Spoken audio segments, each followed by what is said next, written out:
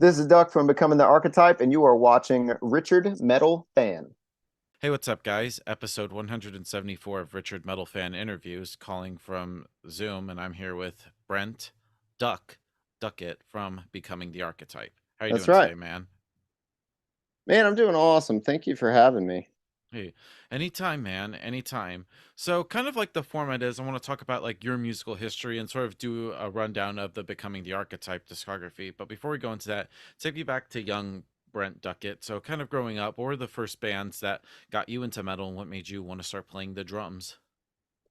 Oh man. Well, metal is that's a long answer to get there. I'll start with playing drums. Like I kind of always played the drums. I don't really remember a time where I wasn't playing.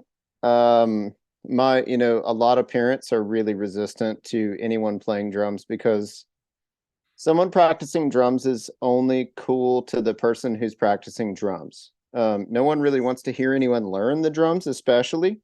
I think probably the trumpet is the only one that's probably worse really early on. But I was always beating on stuff. I would kind of make a drum kit out of pots and pans, or I had a bed that was made out of like kind of these metal poles, and I would just set up stuff and I would use those poles as a symbol, and I would just like try to make a drum set in my room. And when I was 12, my parents had given in as I went into middle school to let me play the snare drum, um,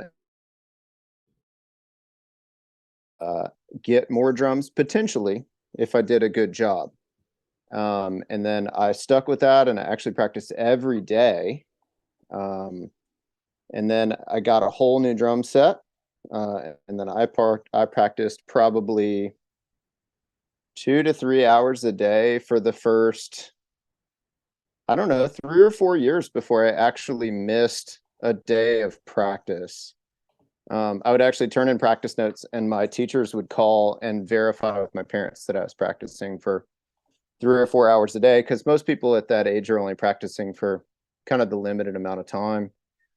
Um, and I got into music, I mean, as early as I can remember. I've always been a fan of different styles. When I started playing drums, my grandfather gave me two albums from big band artists, Buddy Rich and Gene Krupa, who were band leaders but also drummers.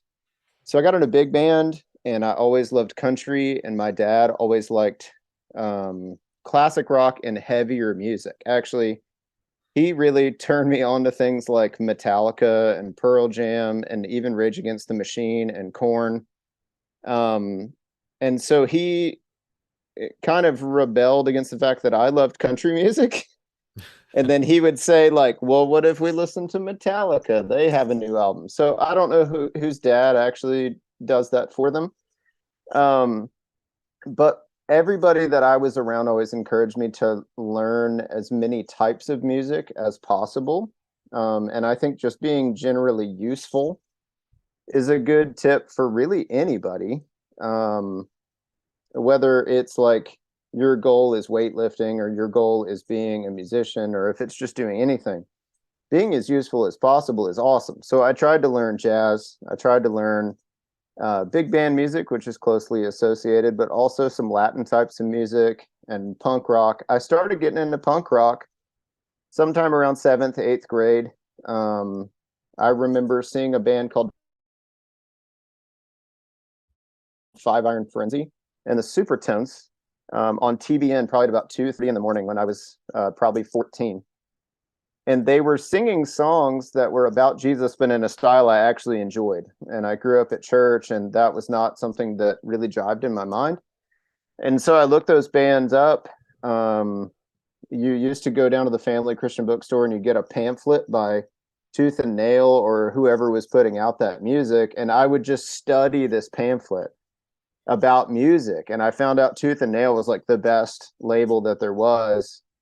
And I would just study this brochure of like Focused and Focal Point and 90 Pound Wuss and Blender Head and Supertones. And I was like, I'm gonna be on this label one day.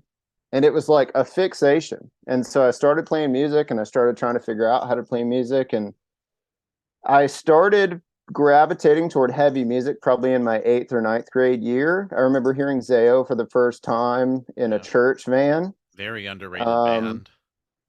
yeah, we actually got to tour with them, and I've actually got to tour with some of our heroes over the years, which is super. Like,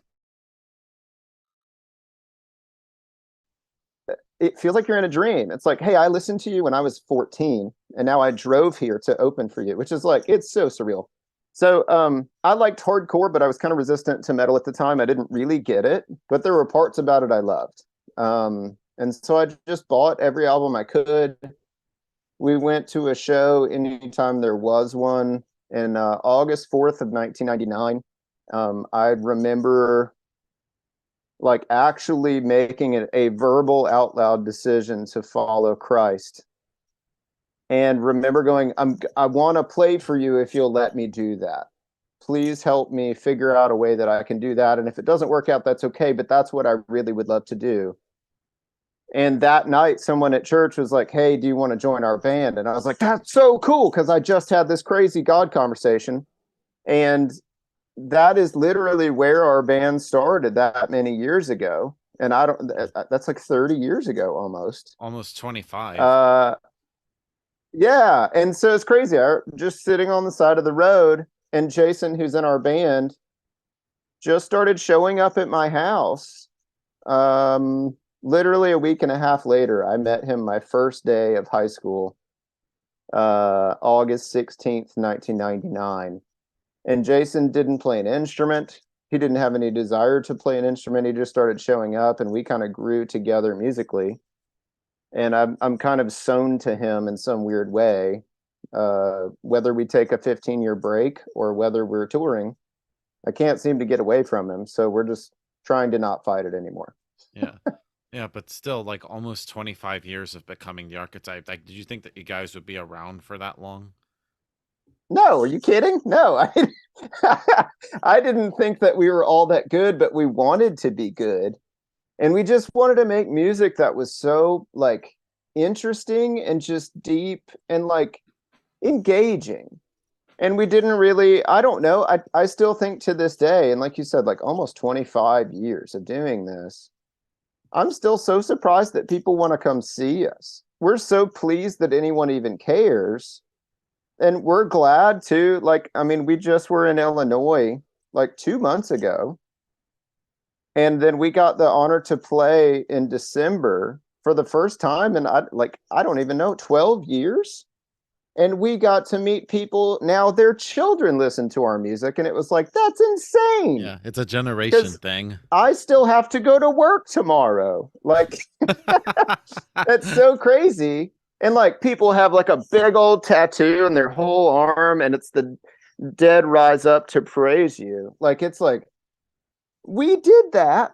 And in my head, we're still like 15, just hoping we can play in someone's garage and hoping that we sound more like Living Sacrifice, which still I want to sound more like Living Sacrifice if possible. Yeah. But yeah, it's so surreal. No, I didn't expect anything to happen. Like, we got on tooth and nail. I literally was in one of those catalogs. Yeah. I was sponsored by the companies that I always wanted to play for. Like, every part of this is just like a wash. Like, if I woke up and none of it happened, I'd be like, man, that was a cool dream. Hell yeah. And so of course, originally becoming the archetype was called as non-existent failure. And I know in Yeah. 2002 you did the first demo called "In Loving Memory of Everything I Never Had." Tell me about like the making of that demo. Where was that recorded at?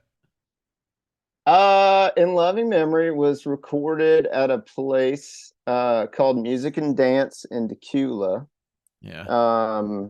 That's a real local reference. Tequila is where they put the second largest mall in the United States. Wow. But before that, it was like a forest. We were on the edge of a very rich neighborhood and a trailer park, and then they put this giant mall. And so this really nice guy named Steve owned this recording studio, and his significant other ran a dance company like out of the front of it. And so we bought the old, I think, 2-inch tape, and we like structured these songs out, and we met with the guy, and we paid hourly like you used to do. He told us like, years later, we're like one of the only bands to ever actually pay off their time. And we were like 5 years old. Like, I don't know how we managed to do that. But we put those songs together. They're not awesome, but if you have a copy of that, like, enjoy it. We didn't know what we were doing for that either. We were just thrilled that anyone wanted it. We sold tens of them, and we're shocked. You know, every bit of this, like, we're always just shocked, like anybody wants it or that it makes some list or something like that. So we toted all the drums up there. I took every piece of drum equipment I owned because I thought, like, I wanted it to be like Neil Peart or something like that. And everybody look at the pictures and be like, oh, he's got 85 toms. He's obviously good at drumming. He's the And it really best. just costs more money to set it up. Yeah. Yeah, he's awesome. I'm not. I just am committed to a lot of pieces now. Yeah. But then, of course, 2000, 2003, you changed the name again to The Remnant. And then Yeah. then 2003, you did the demo Death, Destruction, and Mayhem. Tell me about like that. And what was the reason for the second name change? Man, I don't even know. I think it was just that it was easier to say and it was easier to promote. And to be honest with you, I know this sounds awful. I don't know that I even knew that that was the name of that album. I don't know if it's even official Yeah. anywhere. Yeah, it says it on It's the Metal probably Archives. no, I'm sure it's listed somewhere. I'm sure someone like took it from something and wrote it down. But I designed the booklet on my computer. I have that computer downstairs, and I don't think I ever titled it anything. So I don't know. Are you talking about it's red and it's got a white R on the front? Well, no, that's actually the debut full length under the Remnant Monkey. Oh, okay. I'm Well, talking then about I don't there was even like know. an old demo you did from '03. Huh. That Yeah. may have been what we did with Levi Lowry, if I'm not mistaken. We did another little demo with him, but I don't know that we named it. Anyway, Yeah. we did one little recording, and a friend of ours named Levi Lowry. He's now like a big songwriter in Nashville. He writes and plays with like Zach Brown band, if you're familiar with them. He's one I've of heard his of like him. songwriting friends. We recorded in his basement. He was a great guy. And we did like a couple of those, like, I think we have enough material. We'd like to record this like one song or these groups of songs or whatever, but I don't remember that specifically. Yeah. And then we did that full length thing. Yeah. Yeah, which the Remnant, I feel like it's a slow sign of what becoming the Archetype was about to become. And Yeah, then of course you changed it to actually becoming the Archetype, which you've pretty much been around, had the same name for almost 20 years. So I feel like that's where you're that's so like, surreal. how'd the I know it's like the most cliche interview question ever, but how did you come No, up it's with the fine. band name? So the band name came from, excuse me, I basically work by myself. I build stuff. And so like talking a whole lot now, other than when I'm coaching, I don't really need to talk this much, and no one cares what I have to say generally. Um, so when we got approached by Solid State, which is such a cool story, and maybe some other time you want to get into that. Basically, there was a deal because there was a band called The Remnant, Yeah. and they were, or The Remnants, sorry, and they are like a punk band. We enjoy their music and even corresponded with them about this whole deal, because Solid State said there's this band called The Remnants. We want to make sure that like there's no legal action later that they feel like you're infringing on their stuff or vice versa. It would be better for your brand long term if you would change it to something unique. We were so young that we're like, we'll probably just ask them and it'll be fine. And we asked them, and they said, like, your fans are never going to listen to us, and our fans are never going to listen to you. Who cares? Like, name your band whatever you want. And we approached Solid State, and they were like, well, you have to. Yeah. They were like, yeah, we don't really care about that. We actually work with lawyers in the real world, and people will sue you even though they say that they're not. So change your name. So Jason and I are enormous fans of a band called Training for Utopia, and I am beside myself that they're playing Furnace Fest with us this year. Yeah. And it's their first show in 20 years or something ridiculous. They broke up before we Wow. really even started really doing anything. And Ryan Clark is at the middle of that band, and Focal Point, and Demon Hunter, and Knives, and all of these other incredible things, in addition to being an insanely good graphic artist. And so, like, we're like, hey, they have a 3-word name, Training for Utopia. And Jason was like, I think that's so great. Like, he tried to think of something in that vein. And so becoming the archetype, and archetype is like an intended form. And we were thinking, like, in line with our views on Christianity, that like our intended form is Christ. We are being transformed in his image. And so that just made sense. I think I resisted it at first because I don't like when things change at all. I tend to wear the same clothes and do the same stuff because I don't like when things changes. But I started really enjoying it. And so we stuck with that name then. And we took whatever material we had started working on and some stuff we had left over from the remnant stuff. And then as we parted ways with one of our original guitar players and brought in Seth, we tried to feed it kind of through a new lens. We had a new filter. And so things like kind of naturally took shape after that. Yeah. And then going into 2005, you dropped the debut album, Terminate Damnation, which in my opinion is one of the most underrated debut albums of all time. Tell me about like the Well, thanks. writing and recording process of the album, and how did it come to be and that good stuff, because I think it's a really great debut. Yeah, I think a lot of times for debuts, it's like kind of a really good expression of who that band has been, and kind of their ambition for the future. So, like, a lot of times, if you have a band like us, or a band that like grew up in the old, I don't know how old you, how old are you?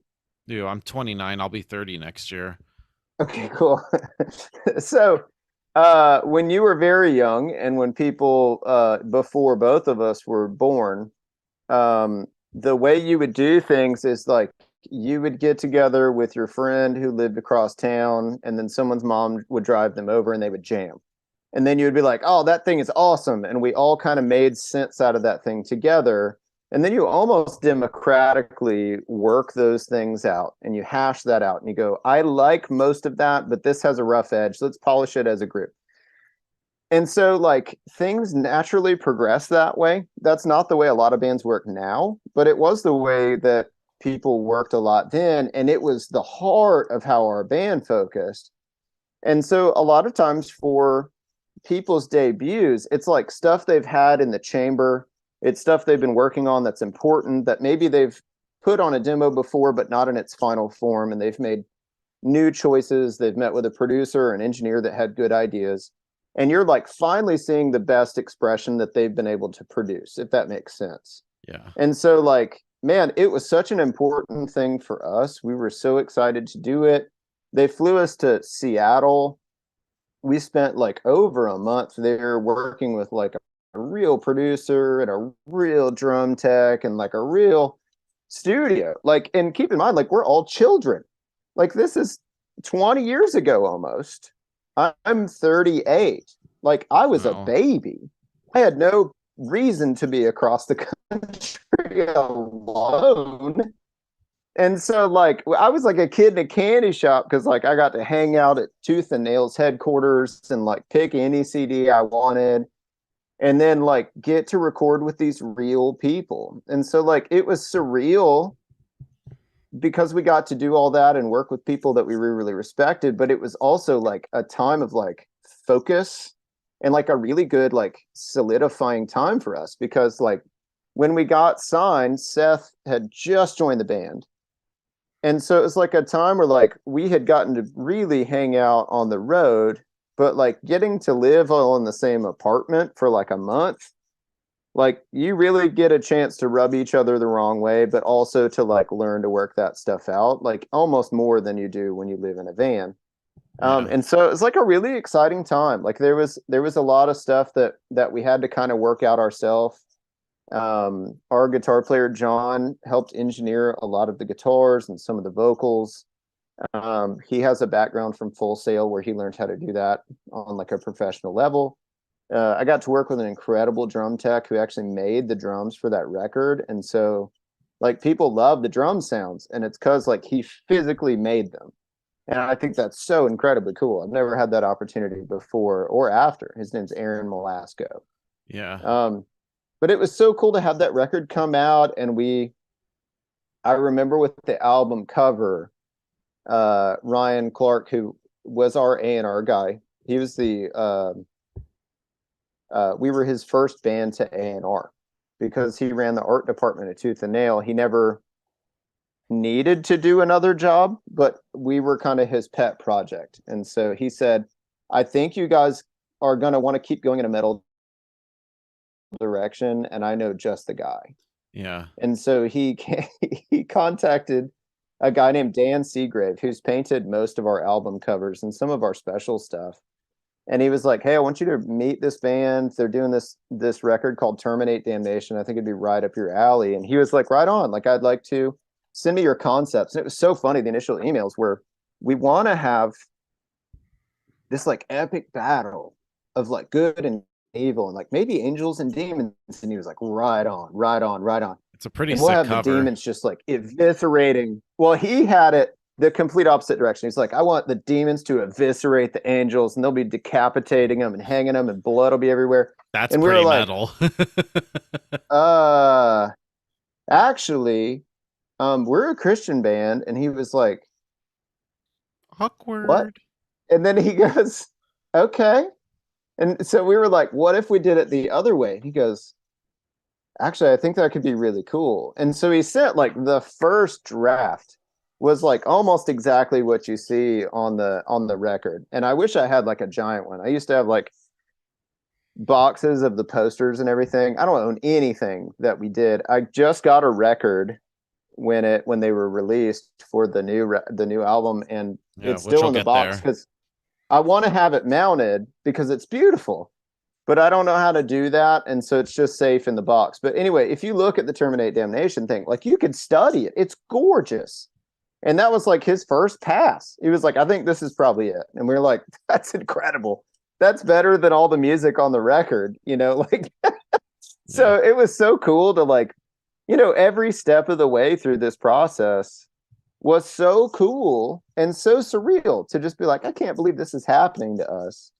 Yeah. We still live with our parents, Yeah, and I love like that whole album is great, like going from March of the Dead, what I think is a really great intro to lead into Oblivion. And I love the 11-minute epic known as Elegy, which I consider kind of like you guys' Rhyme of the Ancient Mariner. Tell me about the making of the song Elegy. It's pretty much you guys is like or I would consider the epic of the album.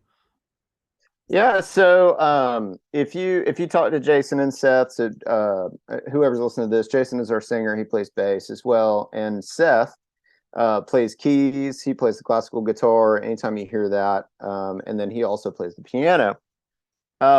Jason tells the story of essentially when we needed a new guitar player, he brought all of us just this idea. He said, I know this guy. He owns a cab and he has his own stuff and he could sweet pick sometimes. And he wrote this song that I think is pretty good.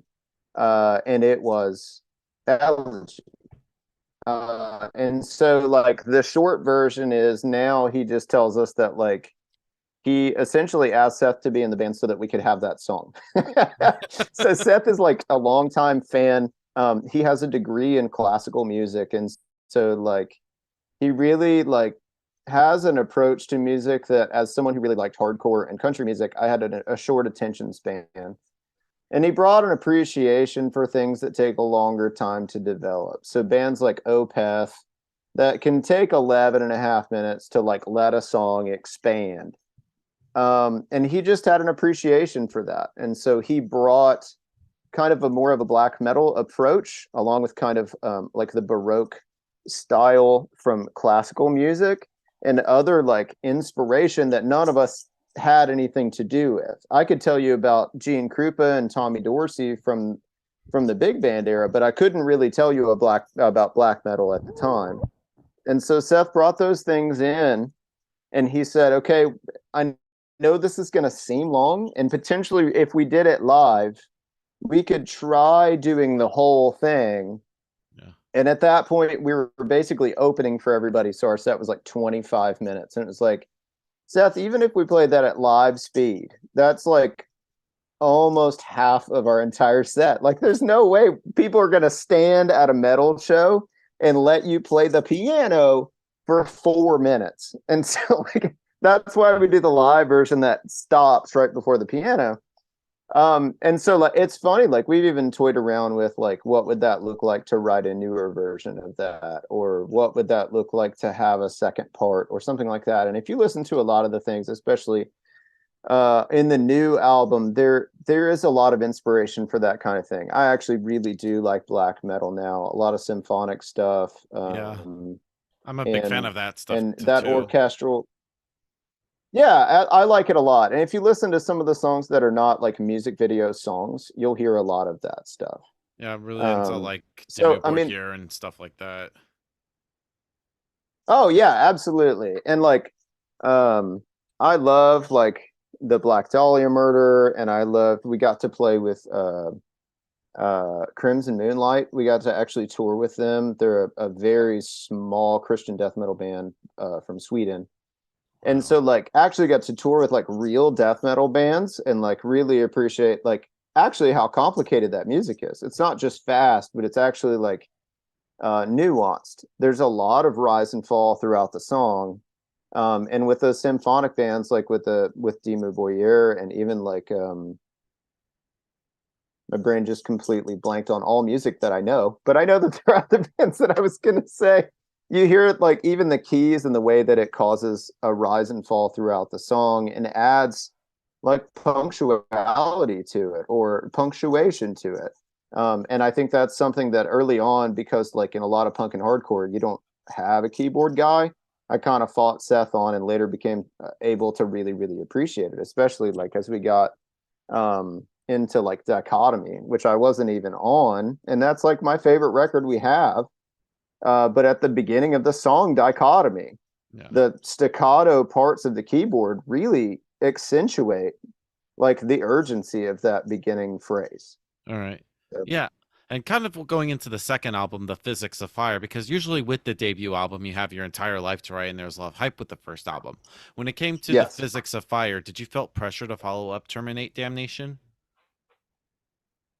Um, yes. I mean, there's if somebody says they don't feel pressure, I don't think they're being entirely honest about it, especially if it's something that you're being paid in any way to do. Um, and I won't say we were ever making any amount of money that we would be like, ooh, yeah, we're doing really well. But I think that like when you travel around the country, and we've been fortunate enough to travel around the world, you meet so many people that like what you do is important to them. And so like you want to do things that are important for them and still know that in this hand that ultimately your music is for you. Because like if you make music that you hate, you have to deal with that every single day. So there's a pressure, absolutely. And I think some of that pressure is for the fans, and some of it is really just that I don't have to play songs that I don't want to hear. You know, it's like we still try to exist even now in that democratic that everyone gets a say. It's not just that we have one primary songwriter and he writes something all the way through and we just tough it out. We write a song and then we fight about it. And I think the songs that we're the most proud of, we have the most amount of back and forth about. Excuse me. Yeah. And so like there's that pressure to go in, but with physics, man, we were just excited to do new stuff. We had a new lead guitar player, we had kind of a new approach.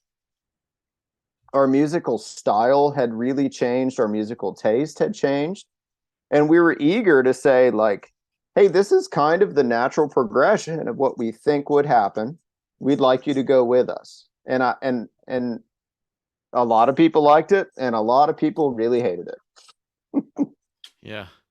Yeah, and I think it's like you guys' like most like progressive album to date, because I feel like it's a step forward in like the musical ability. Like it's more kind of in the progressive kind of death metal vibe as opposed to like, not to pigeonhole, but kind of metalcore sound on there. There was that sort of like a Yes. conscious decision to sort of like switch up styles. I think honestly, like it was just a really it reflected a lot on our new relationship with Alex. Alex came in, he was playing with a band that we really respected and were really well respected in our community. Their name is Alathian. And they really filled a hole that is at least Christian music didn't have. They were very, very heavy, but very, very complex. They followed bands like Death, if you'd ever listened to the band Death, Love just an them. incredible band. Like And so, Symbolic is a great album. yeah, absolutely. And Spirit Crusher is an incredible song. Then Crystal And just like, Mountain, oh, all good absolutely. stuff. It's like, and I could listen to that stuff all day, but it's like when we'd go to things like Cornerstone back in the day, I would walk across this festival in the middle of the night after standing on the surface of the sun all day to go watch this band, Alathian, play. And they were just wiping the floor musically with everybody. And we got a chance to play with this guy. And so he was really influenced by a lot of black metal and technical death metal. And also, even just like 80s metal that none of us had ever really listened to, and brought a lot of that to us and was just like, this is the influence that I have. This is what I like listening to.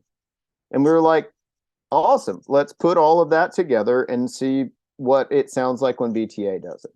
And so he sent a ton of track ideas. He lived in Philadelphia at the time. And I would play. And then, like, we didn't have the kind of technology that we have now. I would just beat on stuff so I could actually hear it, and then didn't have any way to record it.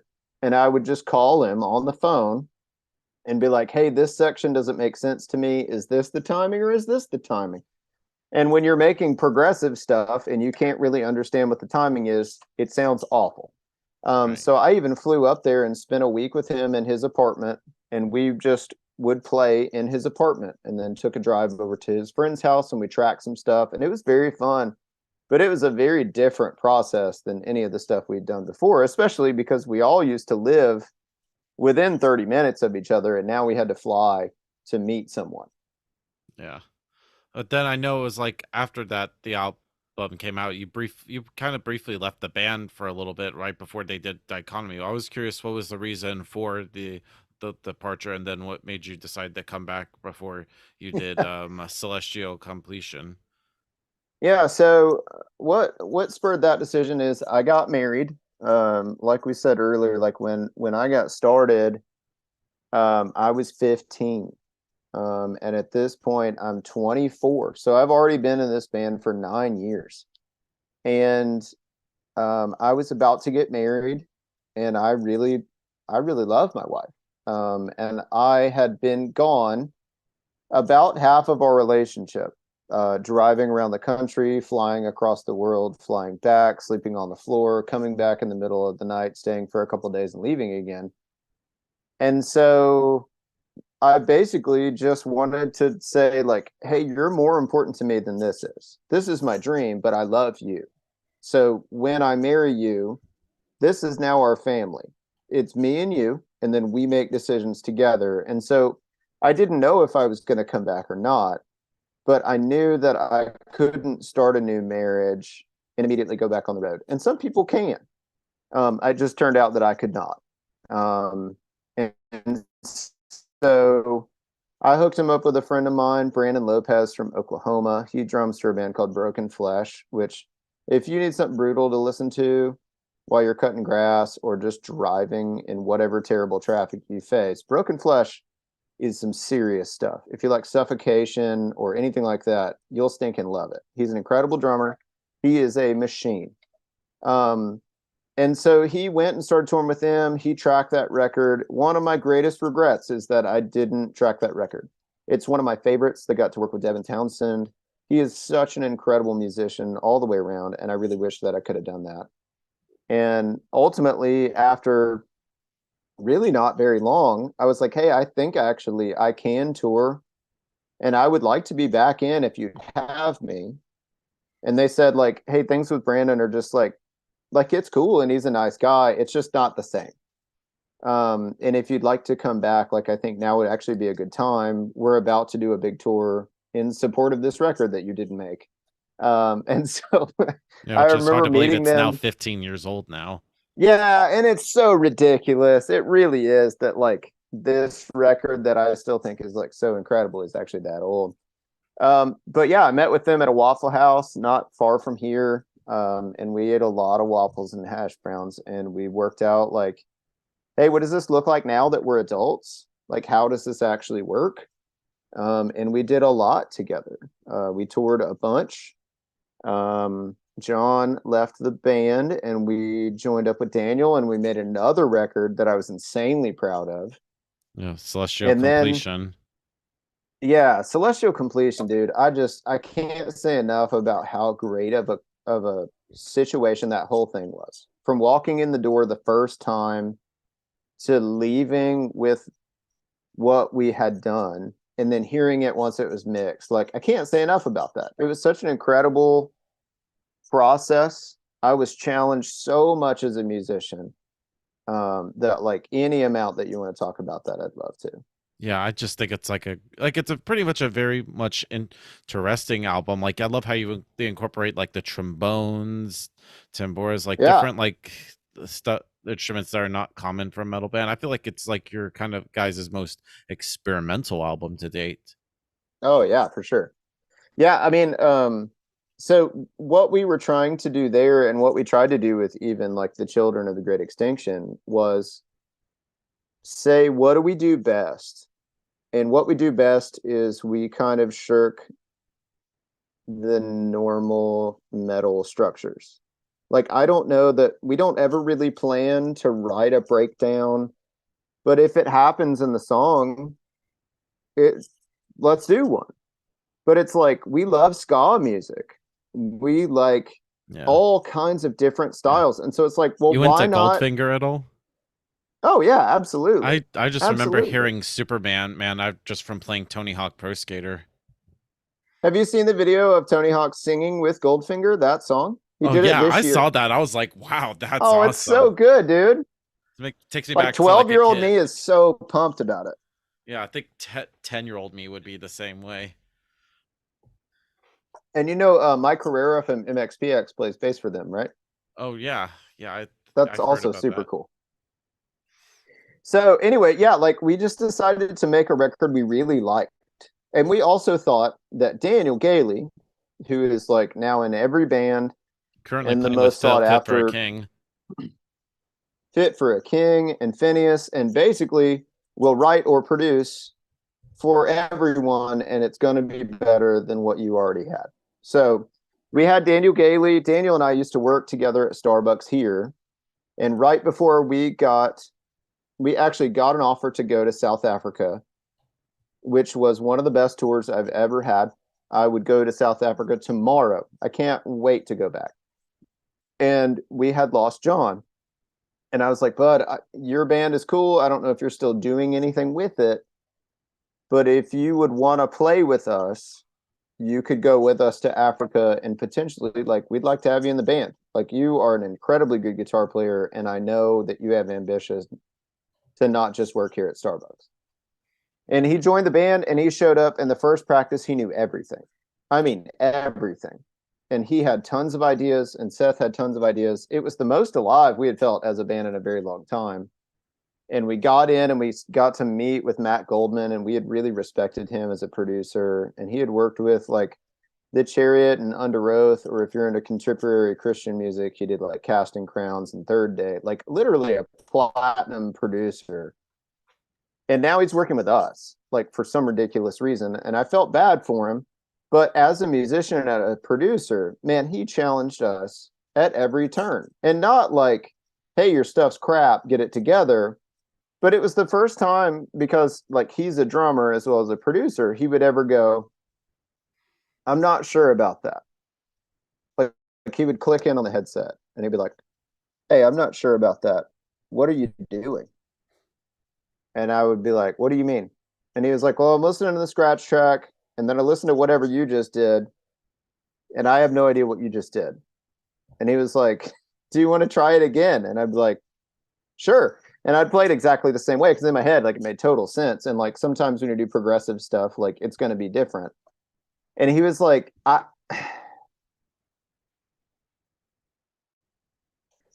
try it one more time. And if you can make it make sense, then I'll let you keep it. And I was like, excuse me. I said, what do you mean? And he goes, well, if you can make it really work, then I'll let you keep that part. But if not, like, we're going to change it. And I was like, we're not changing it. It's our record. And he said, well, my name is on it too. So if you can't make it work, then we're going to fix it. And I was like, oh. And it was the first time, like, he didn't say it being a dick. Like, he was trying to challenge me to make the best thing I could. And there's a song, what is it called? I think it's Breathing Light, but there's a section in there where there's like a break, and there's a really strange, almost like break beat kind of thing that I'm playing on the drums. And it comes before this singing section, and he kept stopping me every time I would do it. And I was like, is it out of time? And he's like, no. And I said, just wait until I'm done with it. And when we got to the end, he was like, I'm really happy with what we did. And the reason I appreciated that was because he made me consider everything that I had already written, which I thought was good, but made me fight for it, whether or not I thought it was good enough to stay. And I really appreciated that. And as a drummer, he could come in the room and do it almost as good as I could without practicing it. And he would go, what if we changed it to this? And it was like, oh man, this is amazing. And because he had so many reps as a good producer, I felt like he was able to do that with almost everybody in the band. Even with Jason, he fought him because he said there's not enough vocals in this song. People really want to hear what you have to say. And Jason was like, well, I don't have any more to say here. And he said, then you need to write something. And I think that's so funny because Jason was like, well, I have crafted all these songs. And he was like, well, craft some more. Like as if it was like no big deal. That's Just great. re-art it into more art, you know? Yeah, and that's great but then I know that same year, like November of 2011, like you and Jason, you sort of left the band again, and followed by Jason too. What was the reason for leaving? And I guess the band kind of went Yeah, on a so hiatus. Jason had gotten married a few years ago around the time that I did, I guess the year before technically. And he had just had his first child, and his wife had asked him to be at home. And I had always told Jason, because Jason was literally there with me within the first month of me doing any music with anybody that became this. Jason and I always went as a pair. We've probably fought harder than any other person in the band, but we always, like I said earlier, like always just came and went together. And I was like, I think what makes this band work is the fact that like when someone brings something in, you're able to see it in a different way. And if we take that element out and then we take my element out, or if we have one and not the other, it doesn't have the same feel to it. And I was like, I feel like if you leave, what Seth and I can accomplish together is not going to amount to BTA the way that I feel like it should be. And in my mind, like it's still my baby. And so I really guard the memory of it. Like the things like Dichotomy. I'm so thrilled that it's such a great album because I'm not on it, and I'd be furious that someone messed it up. And so I told Jason, like, if the time comes that you need to leave, then I need to step down with you. Yeah. And Daniel had kind of started flirting with like what else he wanted to do, and he was determined that he just wants to tour. He wants to be on the road. And Daniel is so good at that. And so like it just made sense. Everybody was in a different place in life. Seth and Daniel kind of wanted to keep going, and I didn't feel like I could do it without Jason. And so Jason and I left at the same time, and we came back at the same time. Years later, spoiler alert. Yeah. So Yeah. And so like during like the time when you were out of the band, what were you like doing in the meantime? And then of course what made you decide to come back? Well, I had 3 kids, and I had a couple of different jobs, and I moved a bunch, and I got really tired. And that's about it. I became a worship leader at our church, and I've led worship for the last, I don't know, as long as I can remember. But was basically the primary leader for over 3 years before I took any kind of break. And I became a strength coach. I coach barbell movements, weightlifting for Starting Strength Atlanta, and we'll be opening a gym in September. Um, and and and and just in the background was always kind of thinking like, do I have more of this metal thing to give?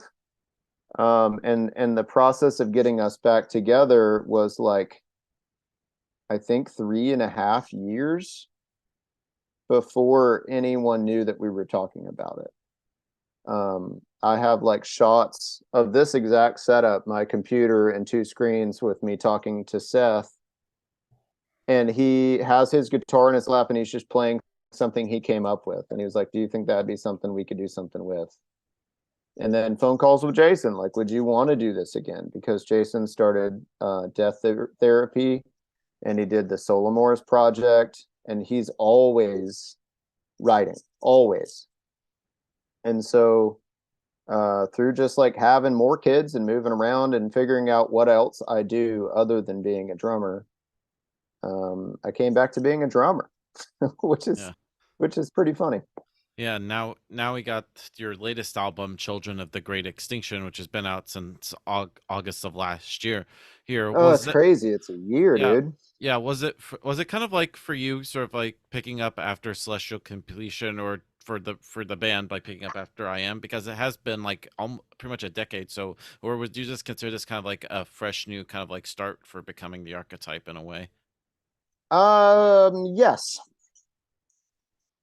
I think what we probably said the most amount of times was, if we don't ever do anything else, that this is a record for people who really loved our band. I think it's not necessarily like a try to get new fans kind of situation. I think it's like a thanks for loving us kind of situation. And we have these songs, and we're probably the best at putting them together now. And we've had 5, 10, 12 years to put these things together.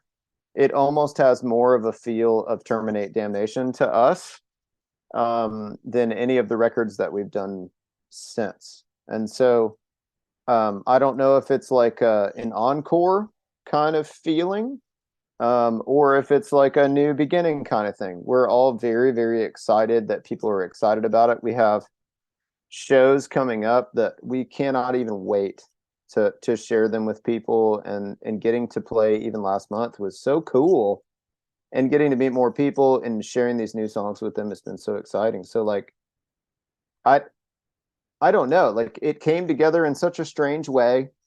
Um, we all had to learn to use the computer to write songs now, when we used to just get together in my mom's basement.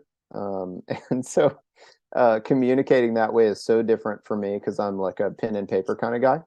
Yeah. Yeah, and Um, I understand. no, please.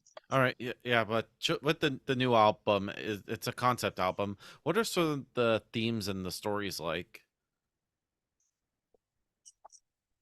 Well, the theme, um, the story in short, is based loosely off of some concepts.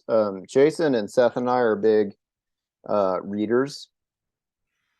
Jason and Seth went through the Dark Tower series, which is from Stephen King, several years ago while we were on the road. And it was the subject of like many, many tens of hours of discussion for them. Um, And so like that was always kind of in the back of Jason's mind to do something that was like a little longer in concept because we'd never done a true concept album, but there had been songs that strung together. Like Dichotomy had a lot to do with C.S. Lewis's Space Trilogy, but it wasn't necessarily a concept album. It had more to do with every song had something to do with a dichotomy within itself. And then with Celestial Completion, there's the three songs that are a trinity of songs, and they go together to explain a theological principle. But we had never actually approached something as like a long form concept. And so he had this concept of essentially a mission into deep space to inhabit this new planet. And long story short, the colony is lost. There's not really a lot of understanding of how or why, but efforts are made from both sides to reestablish that contact, and it can't be made. And so this rescue mission is hatched way down the road after they feel like basically everything is a complete lost cause. It's basically just a salvage mission at this time. And basically how that goes. And so a lot of that also is based off the Space Trilogy from C.S. Lewis, but it's really just the concepts of other worlds and creation and redemption and how that arch would work, not just for our created order, but other universes and potentially how that would look. Yeah. And so, Yeah, and with sort of like the concept album, is there like a lot of like research that goes in hand, and as well as like the songwriting process? well, I mean, I didn't write the lyrics for it, but I've had a lot of discussions with Jason about it, and he just said like kind of the concept was there. It was really just, I think the thing that he struggled with the most is like when you write a narrative, you don't necessarily write the narrative in poetry. Now, there are, of course, long form poems that are narratives, like Dante wrote the Inferno, which is one of the most famous long form proses. And there is the Iliad and the Odyssey. But a lot of times, like in modern culture and music and even poetry, like people are not used to consuming things that way. You'll tell a story, but that story doesn't rhyme, if that makes sense. And so it's really just a concept for him in how do I make this say what I want it to mean without it just being like, this thing crashed, this thing is bad, we try to make this better, we ended up making it better, have a good day, but like try to make it beautiful and have deep nuance and texture and flavor and you know, it's like all of those things. So I think the thing that he struggled with the most was like trying to make that aspect of what he wanted to say come alive. Right. All right, and I got a couple more questions for you. Yeah, absolutely.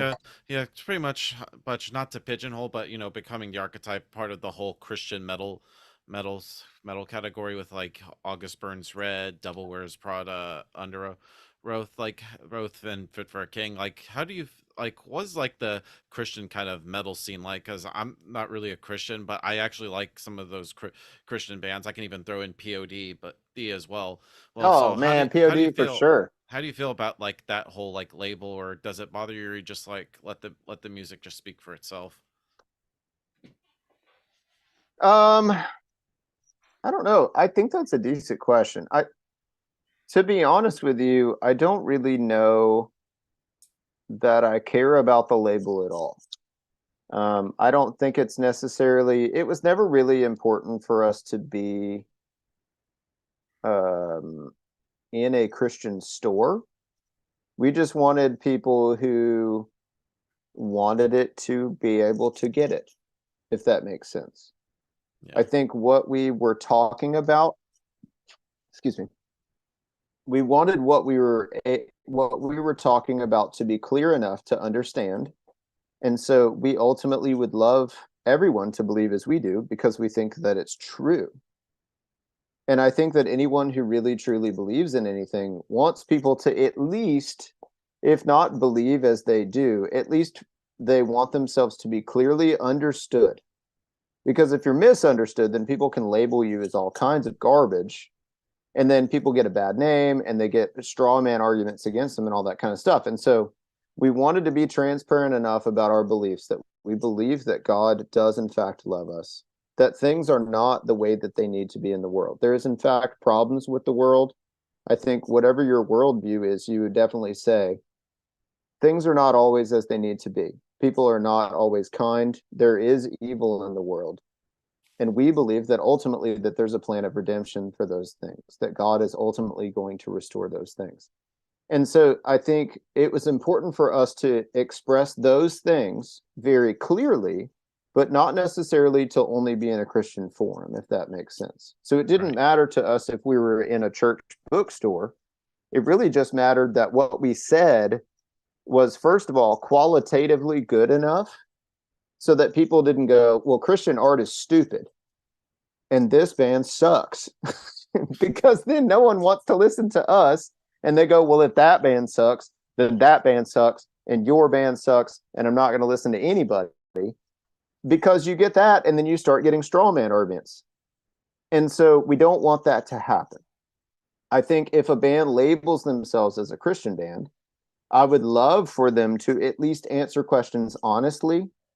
If they don't know an answer, to say they don't know, to say that if they've messed up or done something wrong, to say, hey, we've made mistakes. And I, as a drummer and as a person and as a husband, as an employee, as a strength coach, I've made tons of mistakes.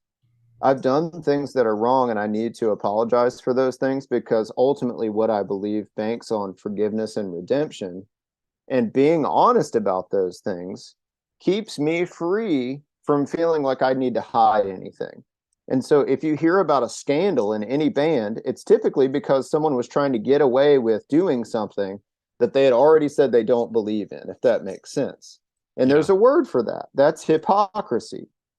And hypocrisy actually was, that term was actually coined by Jesus. He was actually saying, you people, he was talking to religious people, said, you put on a mask like an actor on a stage and you act like you're a good person, but you're full of it. You're acting like you're better than everybody, but you actually are also sinful. He was saying everybody is in need of redemption, and I'm willing to offer that to everybody. And so we just want people to be honest with those things. We want people to be honest with themselves. We also want Christians to make better art. If your art album sucks, you kind of lose credential with people. And so, like, I don't have a problem with anyone using it, but it's also not important to me to be labeled that way. Because Yeah. I think if your music's good, people will probably actually want to hear more about what you have to say. But also, if you're a kind person, people will probably give you more, platform to talk. Right. And the final question I want to ask you is kind of like talking about like your gear. I'm always curious, like what's like your drum setup? What drums do you play? Like cymbals and pedals and all that good stuff. Man, I wish I had. So, let's see. I right now have a tiny drum set up. Yeah. I have three smaller kids, and they always think that if I'm playing drums, that means that they play drums. And so it's hard for me to like set up a big kit and get up here and practice a lot, but also it's set up small because we're about to do some festivals that we're going to fly in and then be there for like the day and then fly home. And also festivals mean that you might have to use a backline. And when you use a backline, you have no idea what you're going to get. You could have an incredible amp with the worst cabinet, or you could have a 10-piece drum set, or you could have a 4-piece drum set. And so I'm trying to prepare to have the smallest amount of equipment and do the most with it. So right now I'm playing a 4-piece. Typically what I play is I play a D drum Dominion Ash kit. It was actually like a new project that D drum started a few years ago, and Lance from Living Sacrifice and myself and even Yogi from Demon Hunter. Demon Hunter used to use D drum and now they do not. I use that Dominion Ash kit. I use an 8, 10, 12, and 16-inch tom. I use a Pearl Sensitone snare drum. It is a 5.5 by 14, pretty standard. And I use a Pearl Eliminator. It's actually like an original Pearl Eliminator double kick pedal. That's between my kick pedal and my snare is probably the only two things that I'm like absolutely passionate about. except for this one symbol, which is right there. Yeah. I can't figure out how to point to it. That Yeah, is I see a it. I think I got that symbol in 1996. It is a Zildjian Z custom ride. It's a 20-inch. They used to have two lines of Z and Z custom, and I got that. I don't know how old I was when I got that. I was probably 14. So I've had that symbol for 24 years. Wow. It's my favorite symbol. It's on almost every album. I think there's only two that it's not on. But I actually had a Sabian endorsement, and I could not find a Sabian that I liked that much. And so now that I'm not with anyone, I play all Sabian and that Zildjian ride Yeah. and So Vader sticks. yeah, that's so cool. So, kind of in the end, to wrap things up, what's next for Becoming Archetype? I know you got Furnace Fest coming up. Is just anything else with the band that you'd like to plug in terms of like shows or new music and stuff? Yeah, we have a show. Um, Gosh, I left my phone downstairs. So we have a show the weekend before um Furnace Fest. It is I can't remember the name of it. I want to say it's Life Fest. Let's see. Let's look it up. Yeah. It is the week before Furnace Fest, and then we have Furnace Fest, which is for me, I'm super giddy about, because the first year that I could have gone to Furnace Fest, I wasn't able to go, and that was the last year they had it. Wow. And I studied Furnace Fest.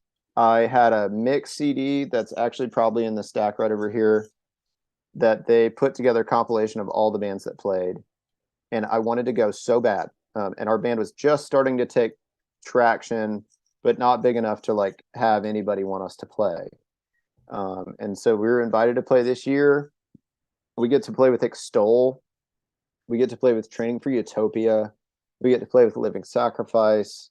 I wish we were there the next day for Between the Buried and Me. They're one of my all-time favorite heavy bands. But we're psyched out of our minds about that. In October, we're actually getting to fly over to Germany to play, which is just so wild. It's been forever since we've been over there. And I cannot wait to go see some friends that I have not seen in forever and a day. And my wife actually gets to fly over with me, and we're going to spend a few days. We're going to try to head over to France and then fly home from London, because we just had our 15th wedding anniversary. Congrats, man. And then early next year, I think in April, we're playing another show in Switzerland. So we're playing almost as much overseas as we are domestically, but it just kind of worked out that way.